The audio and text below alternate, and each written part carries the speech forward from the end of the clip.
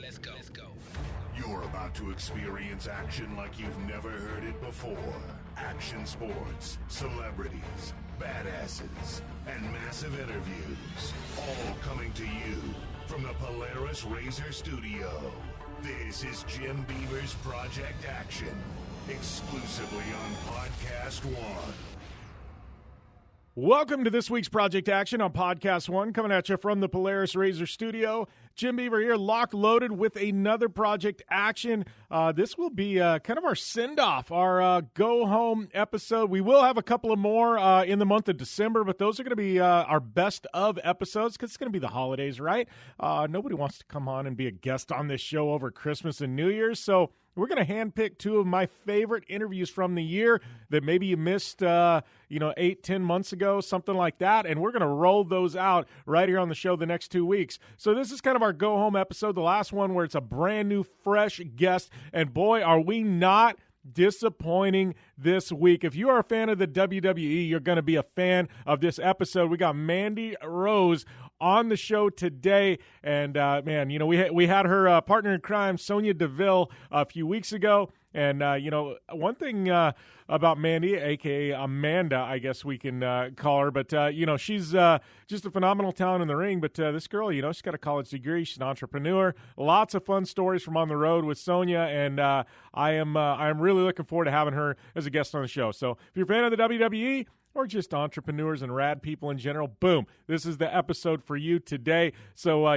Mandy Rose rolling it out, and in the next 2 weeks, we'll have some best of interviews right here on the show. So if you haven't already, please go over to iTunes. Hit that subscribe button. It helps us out a ton. I don't think you realize how much it helps us out when you subscribe, but even more so if you rate, if you leave a rating, and if you want to leave a review, it's great, but just hit 1 through 5 stars. It takes literally half a second to do that. Helps us out tremendously. And if you do leave a review, please leave your Twitter, Instagram, @username in the body of the review. If I see it, I'll know you reviewed the show and that you like the show, and, I'll follow you back on social media. Speaking of social media, it's @JimBeaver15. Check that out. So, Mandy Rose on the show today. This one will not disappoint. And, before we get to that, though, I got to tell you guys about some of the stuff that we got going on with our partners there at betonline.ag. And right now, we've got what's called the Sportsnet Challenge going on here on Podcast One with all of our sports hosts.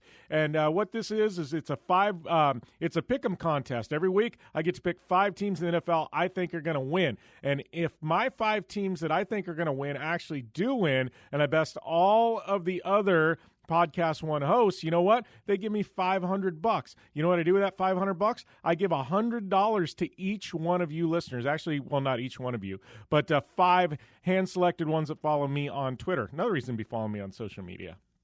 And that money is immediately applied to your betonline.ag account, and then you can go get locked and loaded and bet on some of the rad sports we're going to have over the holidays. So make sure and follow along. It's #SportsNet Challenge. And be pulling for me because I'm going to send you some money if I do win. And, it is mid-December, and every game in the NFL means that much more. All is on the line with playoff implications. And our good friends and exclusive partner at Podcast One, betonline.ag, you know what? They allow you to take advantage of the best bonuses in the business. Sign up for a free account and make sure you use that promo code Podcast1, and you're going to get a 50% sign-up bonus. Speaking of the NFL, Week 16, biggest matchups. Man, it is the home stretch. We are playoff bound, and look at these heavy hitters going head-to-head. Buffalo at New York, both of them going to be in the playoffs. Rams at San Fran, 2 of the best in the West. New Orleans at Tennessee. Kansas City at Chicago. And look at that. This weekend, the shootout of all shootouts, Green Bay at Minnesota. What a slugfest. Visit betonline.ag. Don't forget, use that promo code podcast1 for a 50% sign-up bonus. betonline.ag, your online sportsbook experts. And everybody's got a to-do list, right? Drop off the dry cleaning, pick up some milk, pay some bills. Here's an idea. Let's save hundreds of dollars on car insurance. And the good thing is you don't have to drop off or pick up anything. All you have to do, go to geico.com, and in 15 minutes, you listening right now, you could be saving 15% or more on car insurance. Extra money in your pocket just may be the most rewarding thing that you do today. And speaking of rewarding, I'm sitting here rambling to start the show, but you know what you guys want? Yeah, you want a little interview with Mandy Rose, and right now we're going to roll right into it. I'd like to welcome my guest this week to Project Action on Podcast One, Amanda Sacamano, a.k.a. Mandy Rose. Well, welcome to the show, Mandy. Thank you. Thanks for having me. Yeah, it was funny. They hit me up with this one and said, would you be interested? And I said, absolutely, because 6 weeks ago I had Derry on the show. So I felt like, man, this is like the perfect follow-up to have both of you within like a 6-week window. Yeah, of course. I mean, you got to have us together at some point. Yeah, no, that'll be the next step, right? We'll let you both tell your stories, and then we'll get you sitting in one room, because if it's like anything like your YouTube channel, I think it would probably be a little bit bananas. Yeah, right. Yeah. So that being said, what's going on? I know what does your typical week look like? Because I know like right now WWE just wrapped up the TLC pay-per-view, but with like the move to Friday nights with SmackDown moving off the Tuesday, like what's a typical week look like you? Yeah, it all depends, but usually it's pretty consistent. Like now that SmackDown has moved to Fox and I'm on SmackDown, so my travel schedule changed a little bit, but I usually fly out Friday mornings, get to TVs, and then we kind of drive that night to get to the next show, usually a live event on Saturday, a live event on Sunday, or a pay-per-view, and then fly home. So it's a little different, and it used to be like an extra day, but sometimes every week is sometimes different. Sometimes we'll have a live event on Thursday nights too. So, we're always on the road traveling, and then on my days off, it's only like 2.5, 3 days off. I'm still training and, getting all my stuff together and just, keep working at, what I have to do every day to, maintain. So. Yeah, well, and you hear like these crazy stories of like how many hours on the road and days on the road per year and stuff. So you do, it seems like on any given week, you at least get like a day or two at home in your own bed before you have to actually go back on the road. Yeah. You get at least like 2-3 nights. Sometimes it changes with appearances and everything else. But those like 3 nights are the most like important to me. There's nothing like being in your own bed, obviously, and being on the road so much and, in different hotels and just driving through the night. And, it's a lot on your body. So it's like when I'm home, I can't wait to kind of just hang out and chill out in my own home and relax. Yeah, it's funny how that works because I'm on the road a lot with whether I'm racing or doing TV work and things like that, and it seems like the same thing. Like you can be on the road for 4 or 5 days and literally like 48 hours in your own home, in your own bed. You can reset your whole body, your whole system, and it's like, all right, you can bring on another 5 days now. But it just seems like there's something about that, that known space that just resets everything, For sure, yeah. It just becomes like a routine when you do it so much. Yeah. Well, I want to kind of go back to the start and talk about, we got a lot to talk about, but really talk about kind of your path to the WWE, because like the interesting thing I think a lot of people think about or don't know is that you've actually got a college degree. I think a lot of people coming in WWE were professional athletes, and obviously you were, and we'll talk about that. But, I think you did the college thing, you walked away with a degree, and then you went through the whole fitness industry, then ended up on Tough Enough. I mean, take us to the beginning, and how, obviously, growing up, I'm sure you were athletic and things like that, but, tell us about your path to WWE, because yours is a little bit different than a lot of people that get involved. Yeah, for sure. So, it was very different. I growing up, I grew up with 3 older brothers, so I was always athletic. I always played sports. I ended up getting into more just dancing in high school instead of like the sports. So I kind of stopped all the sports and was just focusing on dance. And of course, I was just always, running around with my brothers and wrestling them, when we were younger and stuff. But, I never thought that I'd become a WWE superstar, like ever. So, I mean, it was kind of crazy. I went on to college. I got my bachelor's degree in speech language pathology at Iona College, and I was going on to get my master's, and I didn't really get into a program that I wanted to at that time. So I was approached by a friend that said, you should go and compete and get into fitness. And, I always worked out, but I was never like that crazy into it until I started training with a coach. And I got, I really enjoyed it and really loved it because I saw like changes and progress within my body. And I really started feeling more confident and kind of like, just embracing my curves and just like loving my body way more than I ever did. So I, developed a big passion in the fitness world. And then it kind of just, one thing led to another. It just happened really fast. I was bartending and waitressing, and all of a sudden I did a competition with WBFF, and I placed first, and I really had no idea what I was doing. I just kind of like totally went out there and was just kind of like strutting. And I was taught a little, taught a little bit about it, but it wasn't, a whole lot of what I knew. So I that kind of happened pretty fast. And then I went on to Worlds the next year, and I became the 2018 Bikini World Champion. So that was really cool and a big accomplishment for me. And then, I had some sponsorships, and it was funny. I kind of like envisioned myself being in the WWE at that point, but never did I when I was younger. So it was, it was kind of weird and out of the blue, but I was like, I felt like I could definitely do that, but I didn't know how I should get into it, or, what kind of path I should take or route. So it was kind of coincidental because I started training with a coach that is in New Jersey, Mike Wadango. He coached, he was trained like under Joe DeFranco, who's Triple H's trainer. So it was kind of like a weird, we all kind of knew each other in a way, but he trained me more sports performance training rather than just like heavy lifting and kind of what I knew.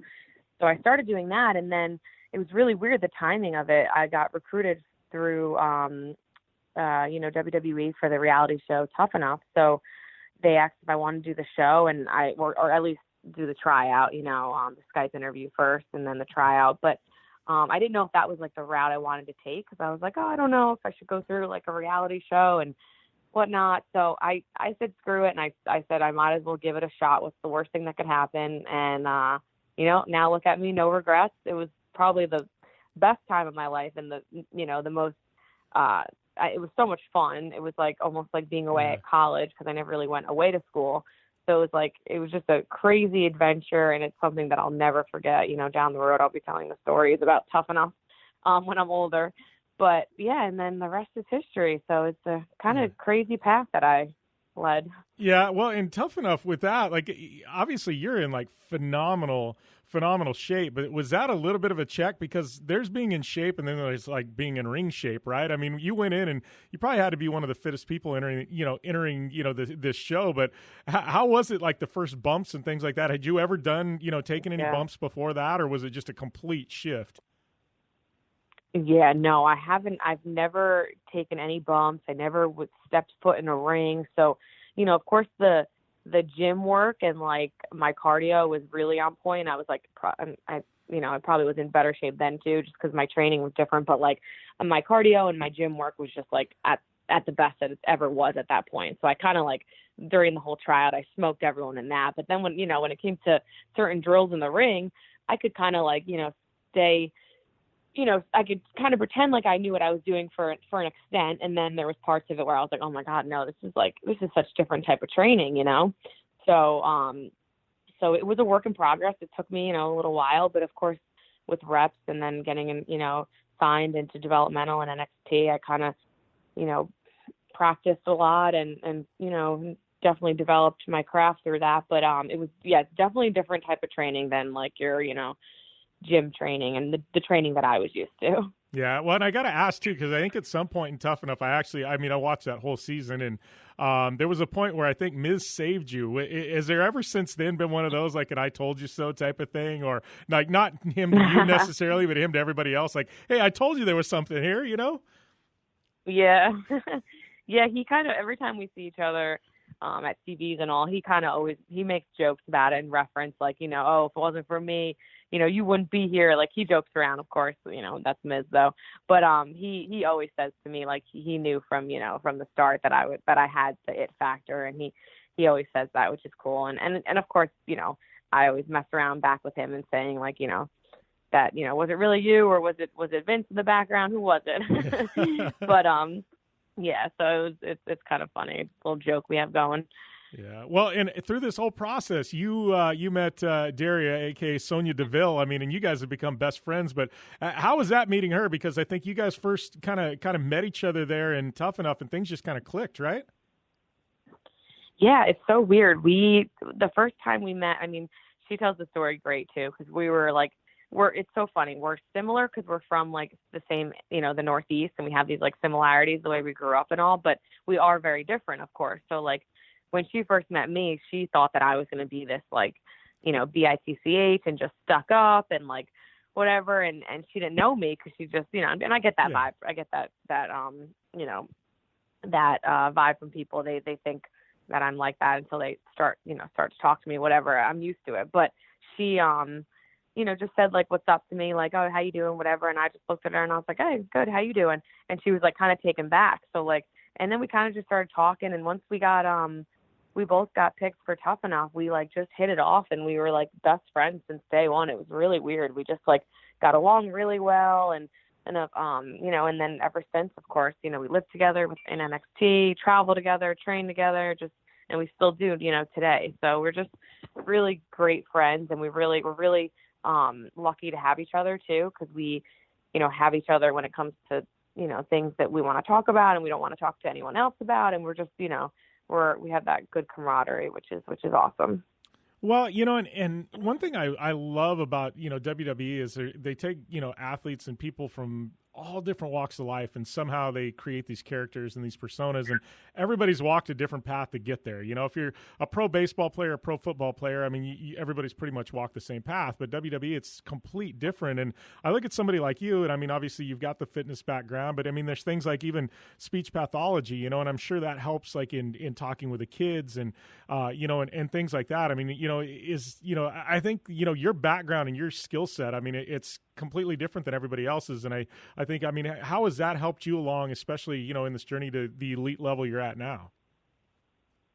Yeah, it's interesting because I feel like we do all have different paths that we've, led to get here. But I'm actually very grateful with like everything, my whole vision of where I thought I'd be, like, wasn't, of course, where I thought it was going to be. But, it actually benefited me because of my experience at school and developing, the bachelor's degree in speech language pathology. I always loved working with children, and that was, my big clientele that I worked with when I was in clinic, and even like older, adults as well. But I did love always working with children, and of course it's like full circle because now with WWE we do so much with charity organizations and Be a Star rallies, and we do a lot for the community and a lot with younger kids. So it's kind of cool that I get to like still experience that, but also have this like sports and entertainment side of me, which is something that I've always been involved with as well. And I never forget like where I came from. Like my dad owns Italian deli. He owns Italian deli. So like I worked in the service industry for a long time, and I was behind the counter, slicing cold cuts and socializing and trying, and also bartending and waitressing at the same time as well, which was cool because that really taught me how to like kind of like be social with people, because I was a little shy when I was younger. But of course, like, I came out of my shell, and I learned a lot from that though, because you meet a bunch of different types of people, and you kind of you put yourself out there a little bit more and just become more sociable, which is cool. So I just feel like it's like my path has definitely helped me like where I am today, of course, but my experience has molded me to like be a better superstar and a better person in this community as well. Yeah, well, and you talk about that, and it's funny because you talk about how you were shy, and I'm like, most people watching on TV would have never thought, oh, Mandy's shy? No way, and like it just, I know. Just part of you look back, and I mean, you've had like these crazy storylines with the Usos and things like that, where you look back and you're like, man, I am a far cry from the shy little girl I used to be. Oh yeah, and that's like when my dad watches me on TV, he's always like, people come into the deli and ask him like, what? Oh my gosh, like what is, she's so mean and this, and then he's like, I know, that's not my little girl. And like, of course he hates it, but I'm like, Dad, don't worry. It's okay. But it's funny. He gets it now, and he's like my biggest supporter. So it's good. Yeah. Well, and that's what's funny too with pro wrestling, 3 months now you can do a shift, and then all of a sudden you be a complete different person just with the way the business works. And that's what's fun. You get to try on all these different masks, Yeah, exactly. It's a lot of fun. It keeps us, ourselves like entertained, and keeps us going. Yeah, keeps us on our toes.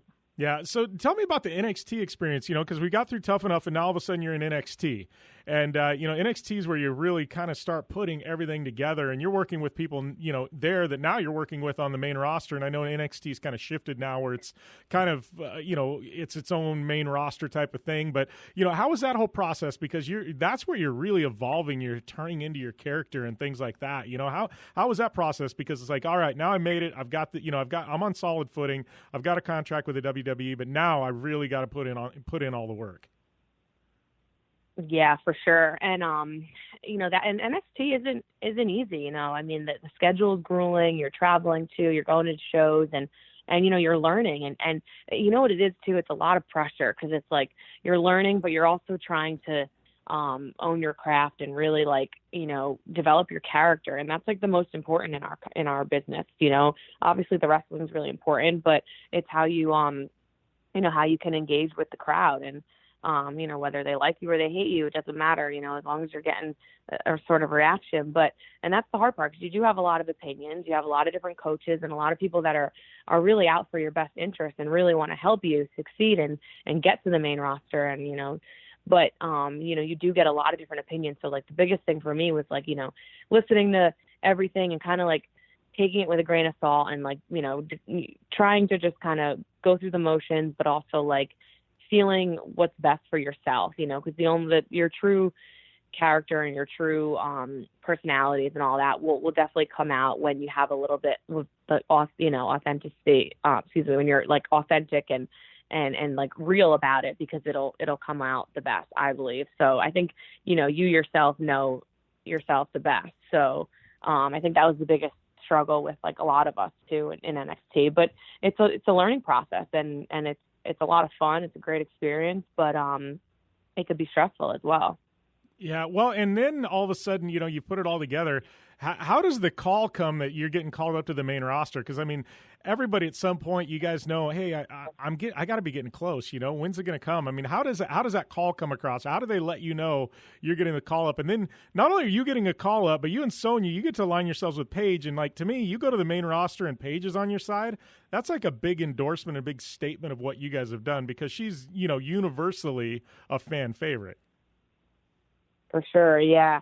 It was so weird how it all happened. We never thought that, because Sonya and I would tag together. We'd actually face each other. We worked a lot together, but we were never really a tag team in NXT, on TV or anything. I had one match in NXT, on NXT TV, and Sonya was a little bit more on NXT, but I didn't even work that much on TV. And we just, getting that call, we had little hints that we were maybe, we're coming to TVs. We didn't know what we were doing. Nobody told us anything. They kind of put us in a room and waited till an hour before the show to tell us what we were doing. So of course you can imagine the, freaking how nerve wracking it was, and how we were coming up with every different scenario we could possibly think of. Oh, maybe we're doing this, maybe we're doing that, and it was hilarious. But and then finally when we heard what we were doing, we were like, what? What a cool debut, I mean, I would have never thought it was going to be like that. And it's kind of cool, because it's full circle with Paige being, on Tough Enough, and kind of she was always she always doubted me, and, on TV, and, we were good friends though, of course. And it was just really cool for all of us. So it was a cool debut for sure. Yeah. Well, and how was it when you guys turned on Paige at one point, and it was just that had to have been really funny too, because you want to talk about coming full circle, and then it's all of a sudden, you guys kind of have that turn, and it's we're on our own now. Yeah, exactly. It was. Yeah. I mean, of course, things didn't go as planned, and, accidents happen and all that. But I mean, as far as, I think eventually, no matter what, Sonya and I will have to go on our own, and like we said earlier, things are always changing in our business, but it was kind of weird. Yeah. And, we miss her dearly, but we see her here and there, which is good. Yeah. So talking about that, I mean, obviously right now, I know you've at some point, you've got that women's title in the back of your mind, but I know you guys feel like you probably have some unfinished business with this women's tag team championship also, right? Yeah, definitely. I mean, we're the most deserving and kind of long-lasting tag team in the women's division, to be honest. And we definitely deserve a shot at that. I mean, we've given a couple opportunities, didn't work out in our favor, but it's always on the line. And of course, the SmackDown Women's Championship is always in our eyes as well too. So it's only the beginning for us. Only the beginning. And, I got to ask you, too, because one little thing that's happened through all this, and I think it was kind of by mistake, but how did this whole Demandy's thing get started? Because you guys have this crazy YouTube channel. I mean, you've even had GSP, of all people, pop in. And now you guys are doing not only donuts, but food. I mean, how did that whole thing get steamrolled? Because, you guys have this amazing wrestling career. And now all of a sudden you guys are YouTubers, right? Content creators.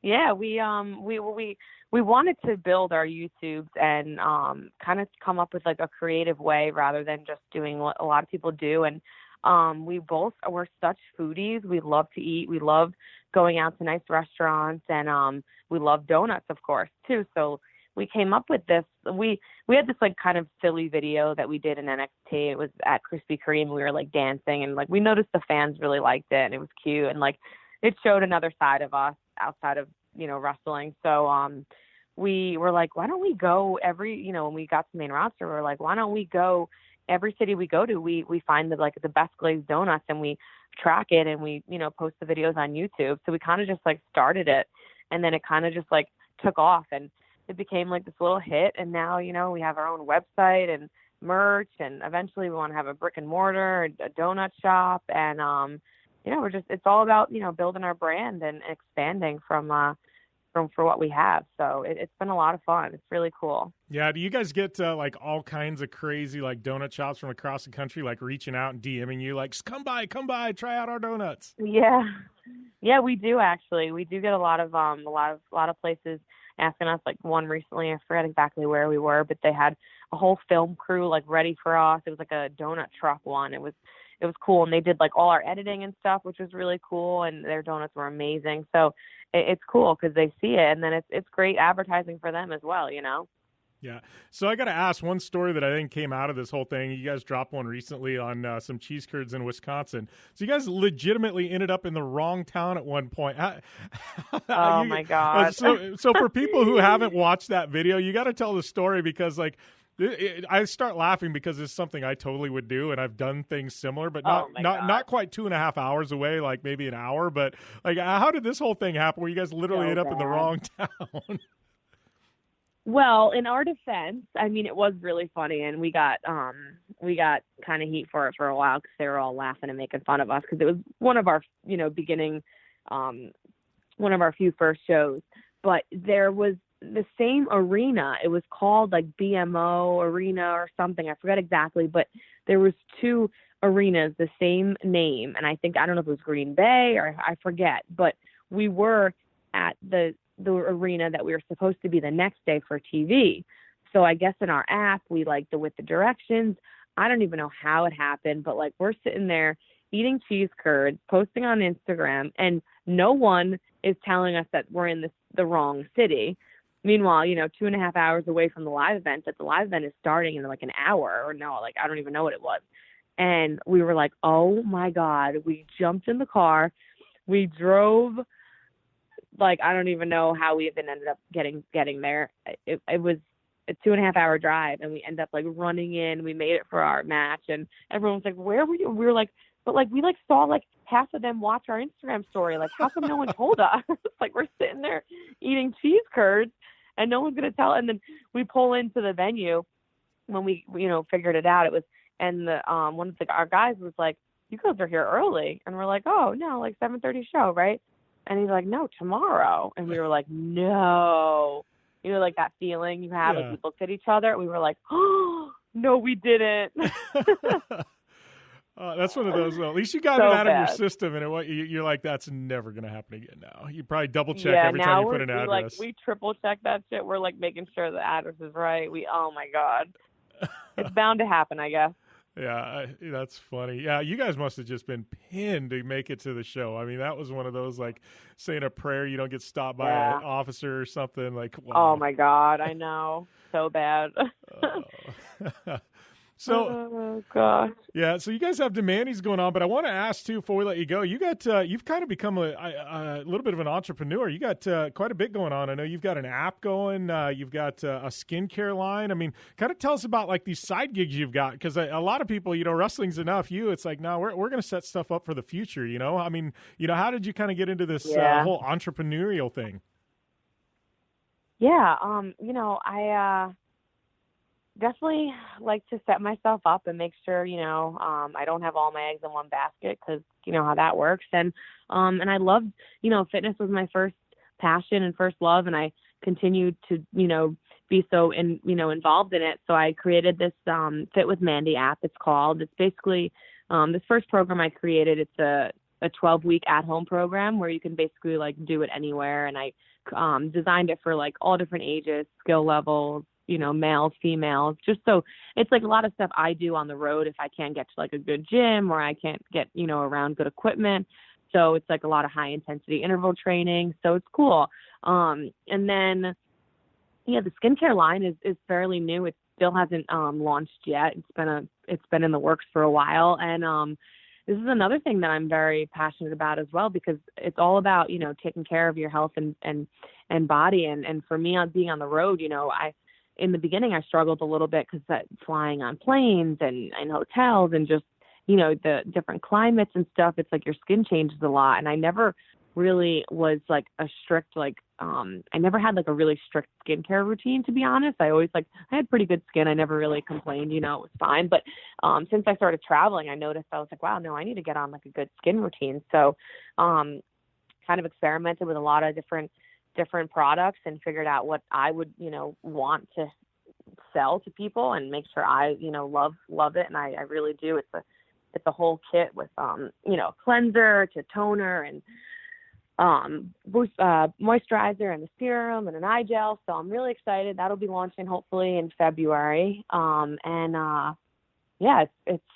It's really, it's exciting things. I love being involved, and I love, I want to build an empire. So it's, I got to start now, Yeah. Well, and I think too, like with the way you're approaching it, it's a little bit different, because a lot of people, they become in the public eye and, they start getting crazy endorsement offers, and you'll see somebody with some product and, they don't really use it. And, it was just kind of a cash grab. But with you, you've kind of taken the opposite. It's like, no, I'm going to put my name behind something, but it's actually going to be mine, and I think there's a bit of an authenticity that go with that. And I think people, it's a lot easier for people to buy in and believe it, For sure. Exactly. And I've done a lot of stuff, other endorsements and stuff like that too. And I know that, sometimes it does get, just oversaturated and you don't know if people really do use it. So that's why I wanted to make sure I tested the products and actually used them for a good 5-6 months and make sure I really do love them. If it's something I'm going to be selling and promoting to people. So that's definitely really important. Yeah, well, and I've heard, I don't know, I didn't research it enough, and this is bad podcast host here, but I've heard rumors, so you guys may be doing like a nutritional donut type of thing too, right? That's kind of an oxymoron there, but you and Daria, are you guys kind of getting into the donut world a little bit? Yeah, we're definitely, our end goal was always to have a brick and mortar down the road. Daria and I, we always talk about that. So down the road, we really want to have our own donut shop. We want to kind of create our own Demandy donuts. And we were at the Olympia this year, and we kind of we partnered with Chef Andre Roche, and he made us a few different recipes, and the donuts were really good. So we want to have a different variety of them too. We want to have healthy ones, but we want to also have really good tasting ones as well. So that's definitely a goal that we've had, and we're going to get there. So little by little. Yeah. So you get a little bit of time off over the holidays. I know WWE, they give you guys a little bit of a break, but not too much, because I know they do a lot of things for the troops overseas and things like that. So what's the holidays look like for you? You going to get any time at home? Yeah, actually, I do have a little time off. I'm going to be going, it worked out well being we're in Brooklyn this Friday for SmackDown. I'm going to just kind of stay in New York, because I grew up in Yorktown Heights area. So I'm going to stay in New York from Friday to Christmas, and then I fly out the next day, after Christmas. So it'll be nice. I get some time home. I'm not really looking forward to the cold, to be honest, but looking forward to seeing my family. Definitely. Well, I appreciate you taking the time. Lots of fun catching up, Mandy. Like you said before, I don't know. Maybe at some point I'll reach out. We'll have to get you and Daria on at the same time. I think that would be definitely be a good time. Yeah, that'd be cool. Thanks for having me. I appreciate it. All right. Thank you. Well, Mandy Rose did not disappoint, that's for sure. Hopefully you guys enjoyed that interview. You're a pro wrestling fan, even if you're not. I think there was something for everybody in that interview. Good times, good times. Thanks to her for coming on, and I think we are going to have to get her and Sonya Deville same time on one of these shows. That would be some fun. So I'm going to work on that, and maybe that's a January thing of next year. Maybe right around Royal Rumble time. I think that could be fun.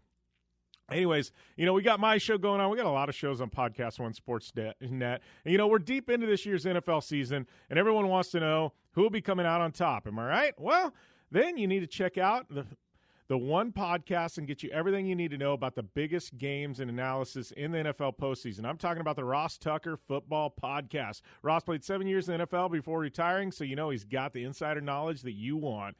Be sure to check out the Ross Tucker Football Podcast every week on Podcast One, Apple Podcasts, and many of your favorite podcast listening apps. And once again, big shout out to Geico and our friends at betonline.ag. Don't forget, use that promo code Podcast1. It'll get you a 50% sign-up bonus. Yes, hit us up on iTunes. Hit that subscribe button, and please leave a rating or review. Follow me on social media at JimBeaver15. Love to follow along and let you know what's going on in my holidays, and love to hear what you guys are doing for the holidays. And reach out. You got any guest suggestions, anything you'd like to hear on the show? I absolutely always like, getting hit up from you guys and, finding out who you'd like to hear from right here on Project Action on Podcast One. So next 2 weeks, we're doing best ofs. Hopefully you guys do that, because I think we're going to bring back some interviews that maybe you hadn't heard in a long time that you're going to really, really enjoy. So, I guess I am going to sign off this week. I am headed up north to Minnesota for Christmas, and I will be, probably playing in the snow, making some snowmans, doing some sledding. I don't know. We're gonna have some wintry fun, because right now in Arizona, I don't have any of it. But hopefully you guys have a great, great Christmas, a great holiday season, and we will see you back with fresh content right the first week of January, right here on Project Action on Podcast One.